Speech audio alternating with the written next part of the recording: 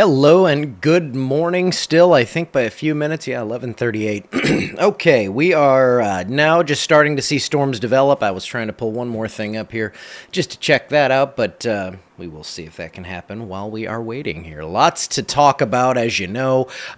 Thunderstorms developing out to the west. Now, these are below severe limits at this point, but everything's pretty much coming together for a severe threat for the area today. And this kind of coverage, it's going to be a little more all over the place. I'm going to be looking here and there, and I got Tom coming over here in a little bit, and we're going to be taking care of things for you. And what I was waiting on was to see if we had an update. And yeah, out at the airport already, as of 11:30. Now, this is an unofficial reading, but it's 79 degrees, which is already pushing close to our high. I was outside, and obviously I look at satellite, and that thing is pretty clear. So we're seeing sunshine. We are heating up rapidly, and the winds are now gusting to 28 out of the south. So dew points up to 64. Everything coming together for the severe potential in our area. And as we see right now, nothing too crazy. I'm going to be more in analysis mode, so just kind of moving stuff around all day. And we have big thunderstorms up around Shreveport here. Those are, again, not severe. Could be producing some hail, and it's going to really ramp up, especially right down in this area between like Lake Charles to Alexandria and then over to Lufkin down toward Houston. This is where we will see thunderstorms erupt and become severe over the next couple of hours, and we're already starting to see some of those showers and thunderstorms popping up. So let's go ahead and jump over to I'm going to go and look at the future track.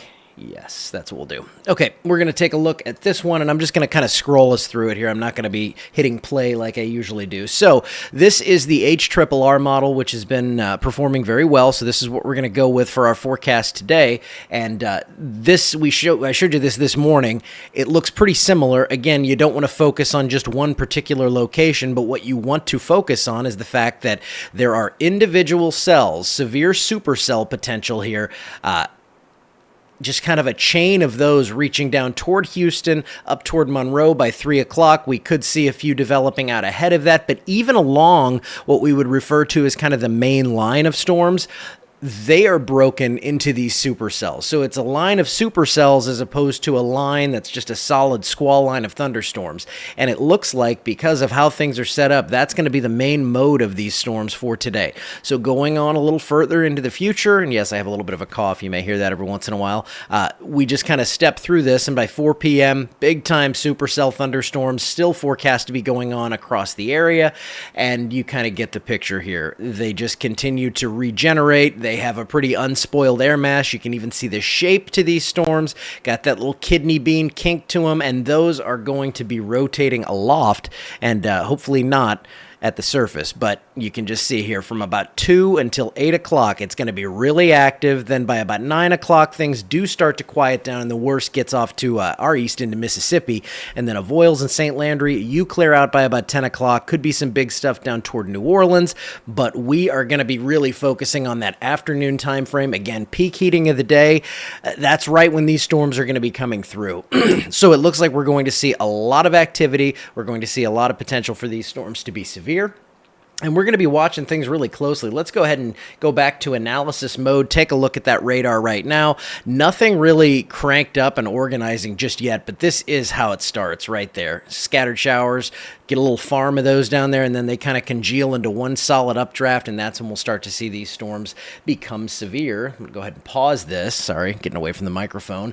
And then I'm going to go over, and you got to, again, this is kind of a day. That's why I wanted to come on early here, is I'm learning some of this stuff as well. So like, okay, I've got the SPC out. Looks cool. I'm going to turn the lightning off. This is stuff I want to practice, but I want to do it live. And so, yeah, this is your severe threat for today. They did not upgrade us to a moderate risk. Does that matter at all? Not in the least, because things still look like they're going to be very active. And with supercells as the main kind of avenue for these storms to move through the area via, we're going to see a lot of severe reports out of this, I think. We're going to see watches. We're going to see warnings. I'm going to check and make sure I'm saying we're going to see them and not we already have them. because I know we don't have warnings. I'm not seeing those. I'm just checking to see if those other things have updated. No, nothing just yet. So SPC, this is your general outlook. This is the tornado threat. Again, 10% across a large area from around Meridian, Mississippi, all the way back toward Lufkin, Texas. We are obviously right in the middle of that, at least the northern 2/3 of the area. But statewide, there is a tornado risk. You might not be in the highest risk, but you're still in a 5% risk for most of the state if you're not in that 10% risk, which also contains a risk for strong tornadoes. That's going to be our biggest concern today with these supercells. Could we see some wind? Of course, yes. Damaging wind is also a possibility, especially as these organize into more of a line over northeast Louisiana. That wind chance, rather, is going to be a little bit less, a little bit more sporadic, though it could be very intense as those supercells move through. But once we get that strong line of storms to our northeast, that's when we'll see more of a widespread wind threat. And of course, with supercells, with instability like we have to tap into today, which is not off the charts, but it's plenty adequate, we're going to see that hail threat as well. So I think to see some hail up to golf ball size is possible, to see some damaging straight line wind is possible, but the focus on today seems to me like it is going to be that tornado threat, as there aren't many limiting factors to keep these storms from producing. Now, that being said, there are all kinds of little failure modes that go on out there that we miss out on every once in a while, and hopefully that is today. We've seen it happen before, but I want you to be prepared for the potential of severe weather, and we certainly have that today. Looking at dew points, this is just another kind of analysis tool that we have. Just, looking at these maps, I'm able to go in and show you up toward Monroe, still in the 50s. Here in Alexandria, it's actually higher than that now. It's 64, so we're even lagging a little on that.